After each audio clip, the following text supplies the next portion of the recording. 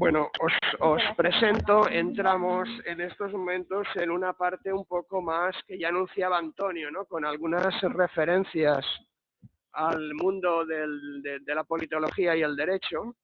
Ahora nos vamos a adentrar justamente en algunas cuestiones un poco más normativas, ¿no? Es decir, de lo que son los procedimientos o los problemas que tenemos para darnos seguridades jurídicas, ¿no? Es decir, y los problemas que a veces tenemos de poder cambiar cosas, ¿no? Sin que caiga el conjunto del plan y no solo una parte. Nos hablará María José Alonso de los retos y amenazas para la ordenación del territorio valenciano, los contenciosos procedimentales frente al principio sustantivo, que es un título a lo mejor un poco pues complejo, pero fundamentalmente es qué importa más, lo que queremos hacer, ¿no? Es decir, el fondo o la forma, ¿no? Vamos a ver un poco cómo se resuelve esta ecuación con las debidas garantías.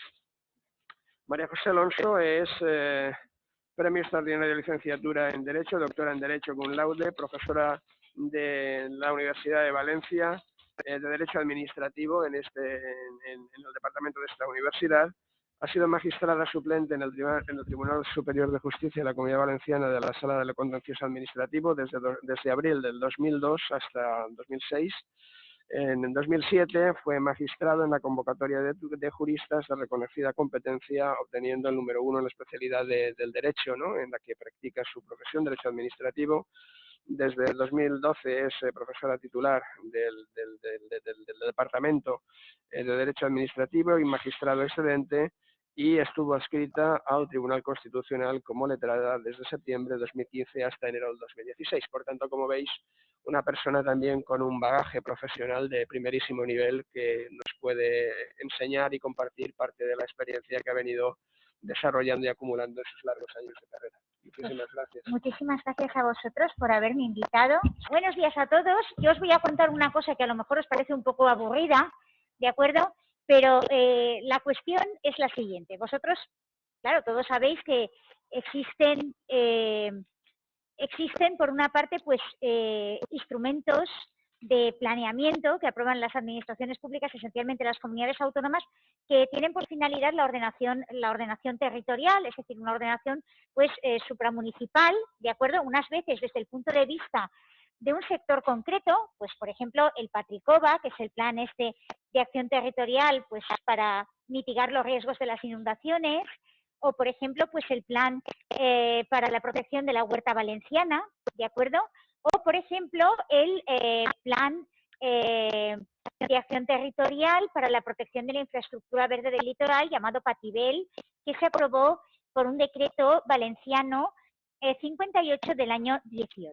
Entonces, junto con ese tipo de planes, como también sabéis, hay planes a menor escala, ¿de acuerdo? Que son planes urbanísticos que tienen o bien un ámbito municipal, ordenación del término municipal, no solamente el núcleo urbano, sino todo el término municipal, y también pues planes más pequeñitos, ¿de acuerdo? Pues por ejemplo un plan que pretende pues desarrollar una zona concreta de la ciudad, que sería el plan parcial. Por ejemplo, pues planes especiales que son para infraestructuras concretas, por ejemplo, lo que antes os comentaban en relación con el puerto de Valencia, ¿de acuerdo? Es decir, hay muchos tipos de planes. Entonces, aquí lo que yo os tengo que comentar se refiere a lo siguiente, a los problemas que se plantean en la ordenación, en cuanto a la ordenación del territorio, no solamente en la comunidad autónoma valenciana, sino en el resto de las comunidades autónomas españolas. Y estos problemas se deben pues a una actitud de los tribunales. Empezó con el Tribunal Supremo, pero claro, como el Tribunal Supremo es el que está arriba del todo, pues al final se ha proyectado también en otros tribunales una actitud que viene pues prolongándose desde hace aproximadamente pues casi 20 años, ¿no? Aproximadamente pues desde el año 2004-2005, y esa actitud consiste en que el más mínimo vicio, por pequeñito que sea, el más mínimo problema, por pequeñito que sea, en la aprobación, en el procedimiento de aprobación de un plan, sea un plan urbanístico o sea un plan de acción territorial, pues comporta que el tribunal declare la nulidad absoluta y radical de ese plan, además con efectos retroactivos, ¿de acuerdo? sin posibilidad de subsanar el defecto, sin posibilidad, por tanto, de convalidar retroactivamente ese plan, y encima con el problema de que si nos encontramos con un plan del que se derivan otros, al declarar la nulidad de este plan, el resto de planes que derivan de él se caen también, se caen todos en cascada, aunque hayan pasado a lo mejor 10 años o 15 desde su aprobación. Entonces, claro, esto genera un gran problema. Por una parte, genera un problema pues de inseguridad jurídica, ¿de acuerdo? Pues para las personas afectadas, pues por propietarios, por ejemplo, de viviendas que no saben lo que va a pasar con sus licencias, ¿de acuerdo? También, por ejemplo, pues puede haber problemas no solamente pues con este tipo de cosas, sino también otro tipo de problemas que afectan a intereses públicos. Me explico. Hay planes, vamos a ver, los planes que se hacían, pues hace, yo qué sé, pues 50 años o 30 años incluso, pues la verdad es que carecían de perspectiva o tenían muy poca perspectiva desde el punto de vista, por ejemplo, pues de la protección del medio ambiente o de la protección del, por ejemplo, pues del patrimonio cultural, ¿de acuerdo? En esas épocas, pues el medio ambiente, pues prácticamente una incógnita, una cosa desconocida o casi desconocida, y el patrimonio cultural pues se protegía muy puntualmente. Hombre, pues hay que proteger la Catedral de Burgos, pero poco más. ¿De acuerdo? ¿Se oye, porfa? Sí. Entonces, claro, los planes que se aprueban ahora, ¿de acuerdo? Sí que tienen en cuenta todas estas variables, ¿de acuerdo? Sí que tienen en cuenta la variable ambiental, sí que tienen en cuenta, pues, por ejemplo, la variable protección del patrimonio cultural, etcétera. O por lo menos se intenta que se tengan en cuenta. Y por eso, precisamente, también, pues, el procedimiento de aprobación de los planes es cada vez más complejo. Entonces, claro, se produce la paradoja de que los tribunales, ante un error pequeño, aunque sea pequeñito, ¿de acuerdo? Aunque sea un error muy pequeñito, en el procedimiento de aprobación del plan, como os decía, declaran la nulidad total de ese plan y de todos los planes conectados con él o que se deriven de él. ¿Y esto qué ocasiona? Bueno, pues ocasiona que para cubrir el vacío, ¿de acuerdo? Como se produce un vacío, ya no tenemos plan, porque los tribunales lo han declarado nulo. Entonces, ¿qué es lo que hacemos? Hacemos revivir, eso también es una cosa que se han inventado los tribunales, la reviviscencia, como Lázaro, pues lo mismo, pues la reviviscencia del plan anterior. ¿De acuerdo? Es decir, como hemos declarado nulo este plan, pues no pasa nada. El plan anterior que estaba derogado, ¿de acuerdo? Y que es un plan vejestorio, antiquísimo, obsoleto, que no protege absolutamente nada. Ese es el plan que se va a aplicar. Claro, esto es una situación paradójica, ¿de acuerdo? Es una situación absurda y paradójica. Yo lo que siempre he defendido es que los vicios en el procedimiento de aprobación de los planes, pues unos son muy importantes, ¿de acuerdo? Y otros son menos importantes y otros no tienen ninguna importancia. Y sobre todo, entiendo yo que un vicio en el procedimiento de aprobación del plan no va a tener importancia, ¿de acuerdo? No va a tener por lo menos tanta importancia como para declarar la nulidad del plan si nosotros de alguna manera podemos llegar a la conclusión de que el contenido de ese plan habría sido exactamente el mismo o casi el mismo si ese vicio de procedimiento pues no se hubiera producido. ¿De acuerdo? Este es un poco el planteamiento. El planteamiento lo tenemos claro, ¿no? Entonces vamos a seguir. Entonces, aquí resulta que recientemente en la Comunidad Valenciana, ¿de acuerdo? Se ha producido la paradoja siguiente. En el año 2020, ¿de acuerdo? En el año 2020 se dicta una sentencia por la Sala de Valencia, la sentencia de 10 de julio del año 2020, ¿de acuerdo?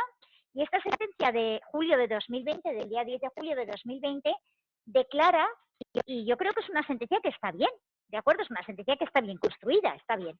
Declara conforme a derecho, o sea, declara que está bien, que no es nulo, que es válido y eficaz, el plan de acción territorial para la protección de la huerta valenciana. Este plan se había impugnado, de acuerdo, por una empresa inmobiliaria y efectivamente pues la sala dicta una sentencia que a mi juicio está bien fundamentada, En esa sentencia, bueno, se analizan los distintos, claro, los distintos argumentos, ¿verdad?, que había, que había presentado pues la empresa demandante. La empresa demandante, pues por ejemplo, decía, no se han evaluado debidamente las consecuencias económicas derivadas de este plan, porque claro, en el texto refundido de la Ley del Suelo Estatal, que es una norma del año 2015, y también ahora en la LOTUP, que es el texto refundido de la LOTUP, que es la norma valenciana, el texto refundido de la Ley de Ordenación del Territorio, Urbanismo y Paisaje Valenciana, que es un Real Decreto Legislativo del año 1921, perdón, un decreto legislativo del año 1921, en esas normas sí que se dice que hay que hacer evaluaciones económicas de los planes, ¿de acuerdo? Con mayor detalle en el caso de la norma estatal, la norma valenciana, pues un poco así, pues que hay que evaluarlo económicamente y ya está. Pero claro, la sentencia, ¿qué es lo que dice? Hombre, vamos a ver, que no es lo mismo, y yo creo que tiene razón esta sentencia, no es lo mismo un plan que pretende transformar el suelo, ¿de acuerdo? Pues por ejemplo tenemos unos terrenos que no se podían urbanizar y el nuevo plan pues declara que esos terrenos se van a poder urbanizar, vamos a hacer ahí pues crear ciudad, hacer un nuevo barrio, lo que sea, o un polígono industrial, que un plan cuya finalidad es básicamente conservar lo que tenemos, ¿de acuerdo? En este segundo caso, la sentencia nos dice que de alguna manera no es que no, vamos a ver, claro que tiene que haber una evaluación económica, pero la evaluación económica va a ser de un alcance mucho menor, va a bastar una evaluación económica de un alcance mucho menor, perdón, porque ese plan lo único que pretende es que conservemos lo que tenemos, ¿de acuerdo? Dejamos como está lo que tenemos, conservamos lo que tenemos. Bien, yo creo que en este punto pues la sentencia es bastante acertada. Luego también, pues por el mismo motivo, bueno, pues se rechazan algunas otras alegaciones, ¿de acuerdo? Por ejemplo, pues las relativas a que no existirían pues informes, por ejemplo, pues sobre la protección, sobre el impacto que tiene ese plan pues en las familias, en la mujer o en la infancia. Y entonces un poco pues la sentencia viene a decir lo mismo. Este tipo de informes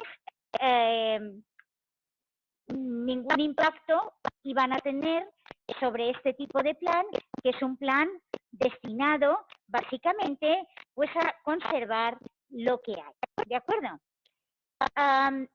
Y luego el Tribunal Supremo, pues el día 25 de febrero del año 2021, ¿de acuerdo?, inadmite el recurso de casación que presenta la empresa. Inadmitir quiere decir que no se entra en el fondo. Simplemente se dice que ese recurso de casación hay que cortarlo de plano porque no es viable. ¿De acuerdo? En ese caso, pues, bueno, da igual, por falta de interés casacional, pero bueno, da igual. Bueno, así queda el tema del plan de la huerta, aunque hay otros recursos pendientes en relación con el mismo. Y en cambio, esto contrasta vivamente con lo que pasa con el otro plan aprobado, pues casi, bueno, pues más o menos coetáneamente, este plan de protección de la huerta, que es el PATIBEL, ¿de acuerdo? El Plan de Acción Territorial para la Protección de la Infraestructura Verde del Litoral. Porque aquí, efectivamente, el Tribunal Superior de Justicia de la Comunidad Valenciana ya tiene un elenco de sentencias, tiene ya varias sentencias, ¿de acuerdo? Creo que las primeras son de febrero del año 21, quizá la más... la que se extiende más con los argumentos es la de 6 de abril del año 21, y estas sentencias hacen justamente lo contrario, ¿de acuerdo? Estas sentencias lo que hacen es declarar la nulidad del PATIBEL, ¿de acuerdo?, del decreto 58-2018, que es el PATIBEL, pues un poco pues dándole la vuelta a los argumentos que había lanzado la sentencia previa sobre el Plan de Acción Territorial relativo a la protección de la huerta, ¿de acuerdo? Bueno, estas sentencias que ha dictado el TSJ en relación con el PATIBEL todavía no son firmes porque están pendientes de recurso ante el Tribunal Supremo, que en un auto de 7 de octubre del mes pasado, ¿vale?, del 7 de octubre del año 21, ha dicho que sí, que el recurso de casación es viable y ahora pues hay que examinarlo en cuanto al fondo. Entonces, esas sentencias todavía no son firmes, a lo mejor las anulan, a lo mejor las invalidan, ¿de acuerdo? Pero de momento son lo que tenemos. Entonces, estas sentencias ¿Qué tipo de argumentos se emplean para declarar la nulidad de este instrumento de ordenación, para declarar la nulidad de este patibel? Pues básicamente son argumentos también de tipo formal relativos al procedimiento de aprobación de este patibel. ¿De acuerdo? Son también argumentos de tipo formal. Por ejemplo, pues un primer argumento. El patibel no tiene suficiente documentación económica. ¿De acuerdo? Este es un primer argumento que utiliza la sentencia. Nos dice el tribunal que el patibel dice, hombre, sí que es verdad que hace un estudio económico, pero no hace un estudio económico en los términos que exige la normativa estatal. Esa normativa estatal es el texto refundido de la Ley del Suelo del año 2015, Real Decreto Legislativo 7/2015, que en el artículo 22 regula dos tipos de instrumentos, ¿de acuerdo? De instrumentos, digamos, o de estudios económicos para los planes urbanísticos. Regula dos tipos de instrumentos, ¿vale? Uno de ellos es el informe de sostenibilidad. Informe de sostenibilidad quiere decir que cuando un plan se propone transformar, ¿de acuerdo? Transformar el suelo, cuando un plan se propone transformar el suelo, entonces hay que hacer un estudio sobre el impacto económico que ese plan tendrá en la hacienda local, ¿de acuerdo? En la economía del ayuntamiento, ¿de acuerdo? Porque si yo quiero hacer, por ejemplo, una zona de nueva urbanización, eso al final va a implicar pues la prestación de una serie de servicios públicos sostenidos durante el tiempo, y habrá que evaluar ese impacto económico relativo a esos servicios públicos que vamos a tener que mantener durante un cierto tiempo. Bueno, claro, aquí el argumento que daba la Generalidad, que a mí me parece bastante de cajón, es que efectivamente este no es un plan que transforma el suelo, es un plan que busca conservar lo que hay, ¿de acuerdo? Incluso desclasificar suelos pues que que en aquel momento se podían urbanizar y que ahora se declaran como no urbanizables. A pesar de todo, la sentencia, ¿de acuerdo?, entiende que no existe estudio económico en los términos establecidos. Es una cosa muy rara, yo lo siento, pero es una cosa un poco rara. Dice que no se han tenido en cuenta los estudios económicos previstos en la normativa supletoria del Estado. O sea, el Estado tiene la norma básica y luego tiene una normativa supletoria que solamente se aplica pues si las comunidades autónomas no han legislado en la materia. ¿De acuerdo? Es verdad que en aquel momento pues parece que la LOTUP, cuando se aprueba el decreto 58 del año 18, pues no contenía con carácter general una exigencia de estudios económicos de los planes, sino que remitía a la normativa estatal.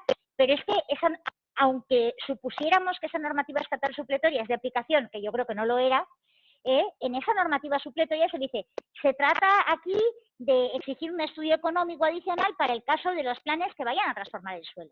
Con lo cual yo creo que los argumentos que da la sentencia para entender que la documentación económica del plan es insuficiente, pues yo creo que no son demasiado razonables. ¿De acuerdo? En segundo lugar, la sentencia da un argumento que a mí me preocupa un poquito más. ¿De acuerdo?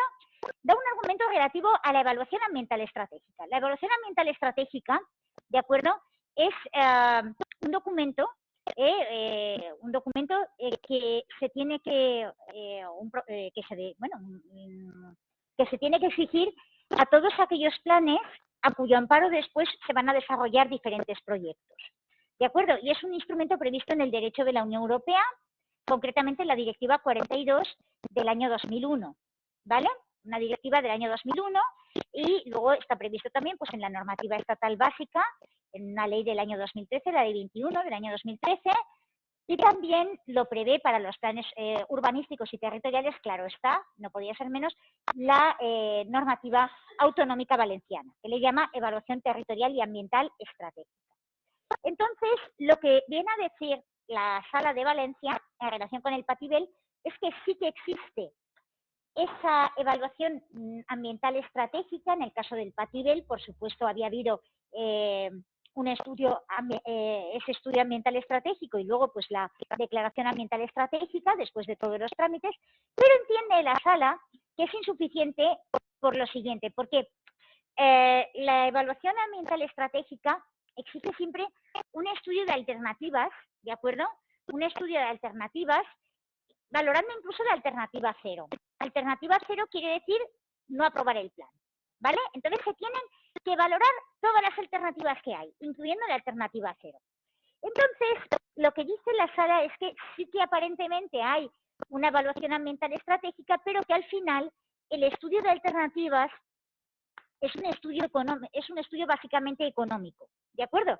Es decir, de entre las distintas alternativas, por supuesto, la alternativa cero se rechaza, que era dejar las cosas como eran y, por lo tanto, pues seguir permitiendo pues la urbanización de ciertos suelos que ahora se declaran no urbanizables, eso se descarta, pero de entre las distintas alternativas de conservación, de alguna manera, la Generalidad lo que hace es un estudio económico y al final dice, bueno, lo que hay que hacer es evitar en la medida de lo posible costes para la propia Generalidad derivados de este plan. Porque claro, si por ejemplo tenemos una urbanización que ya se está ejecutando y ahora viene un plan y nos dice esa urbanización ya no se puede seguir ejecutando porque eso hay que desclasificarlo, entonces eso genera responsabilidad de la administración, hay que pagar a los afectados. Entonces la Generalidad hace de alguna manera una cosa bastante prudente desde el punto de vista económico, pues para ahorrarse pagar indemnizaciones cuantiosas. Y esto la sala se lo critica. Porque dice, no es un verdadero estudio de alternativas ambientales. Yo no sé hasta qué punto esto el Tribunal Supremo aceptará este argumento. Yo creo que el argumento que debe dar la Generalidad en su defensa sigue siendo eso, pues que a fin de cuentas el plan no transforma, sino que al revés, lo que hace es intentar conservar lo que hay, ¿de acuerdo? Porque no es un plan que transforme. La defensa de la Generalidad tendría que ir por ahí, yo supongo que irá por ahí, pero no tengo claro en este punto, así como en el primero lo tengo clarísimo, que se han equivocado. En este segundo punto no sé, no puedo, no tengo una bola de cristal, no sé lo que llegará a decir aquí el Tribunal Supremo. Luego otros argumentos que emplea esta sentencia, perdón, si me paso del tiempo me lo decís. Vale, muchísimas gracias. Bien, entonces decía que luego esta sentencia pues también hace hincapié, hace referencia pues a otro tipo de informes, de acuerdo, que dice que también se han omitido. Por ejemplo, pues el informe pues del impacto sobre la infancia, que está en una ley, y sobre las familias, que está en una ley, que es la ley 40/2003, o por ejemplo, pues el informe sobre la perspectiva de género. Claro, en relación con en realidad la Generalidad sé que las consellerías competentes, o mejor dicho, perdón, la Consejería de Territorio pues había entendido, de acuerdo, que bastaban unos informes en que se decía, no existe tal impacto, ¿de acuerdo? Este plan no le pasa nada porque no hay impacto sobre el género, no hay impacto sobre las familias, no hay impacto sobre los chiquillos, ¿de acuerdo? Sobre la infancia. Entonces la sala entiende que este tipo de informes que se limitan a decir no hay impacto sobre, son insuficientes. ¿De acuerdo? La sala entiende que el contenido de esos informes que se limitan a decir que no hay impacto sobre las familias, no hay impacto sobre los niños, etcétera, pues que no son informes suficientes. Esto que dice la sala de Valencia, a mí también me parece un poquito discutible. ¿Y por qué me parece un poquito discutible? Bueno, el Tribunal Supremo tiene bastantes sentencias relativas a este tipo de informes, ¿de acuerdo? Al principio fue muy contundente en una sentencia de 6 de octubre del año 15, precisamente relativa a un plan de ordenación del territorio, en la franja litoral, el plan de acción territorial del litoral en Andalucía, una sentencia de 6 de octubre del año 15, declara la nulidad de ese plan de acción territorial de protección del litoral andaluz porque le faltaba el informe de género. Pero luego se dice otra sentencia que es de 10 de diciembre del año 18, que luego se sigue por otras, como una de 18 de mayo del año 20. Y en estas sentencias el Tribunal Supremo ya cambia el criterio y dice, bueno, vamos a ver, el informe de impacto de género, la falta de informe de impacto de género provocará la total nulidad del plan, ¿de acuerdo? Si la normativa autonómica exige ese informe de impacto de género. Porque si no lo exige la normativa autonómica de forma explícita, el plan sí que está obligado a valorar el impacto de género. ¿De acuerdo? Sí que está obligado, digamos, a no perder de vista la perspectiva del género, porque así lo impone una ley estatal, la Ley Orgánica 3/2007, que es la Ley Orgánica de Igualdad. ¿Vale? El plan tiene que tener en cuenta siempre esa perspectiva de género.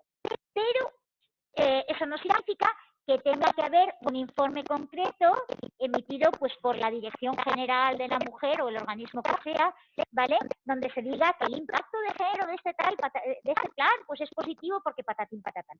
Eso no hace falta. O sea, el plan tiene que tener en cuenta la perspectiva de género, pero no tiene por qué reflejarse en un informe concreto del órgano competente en esa materia. Eso es lo que dice ahora el Tribunal Supremo. Y luego también lo que dice el Tribunal Supremo es que hay que valorar en qué medida realmente, a lo mejor realmente ese plan no tiene impacto sobre los niños o sobre el género.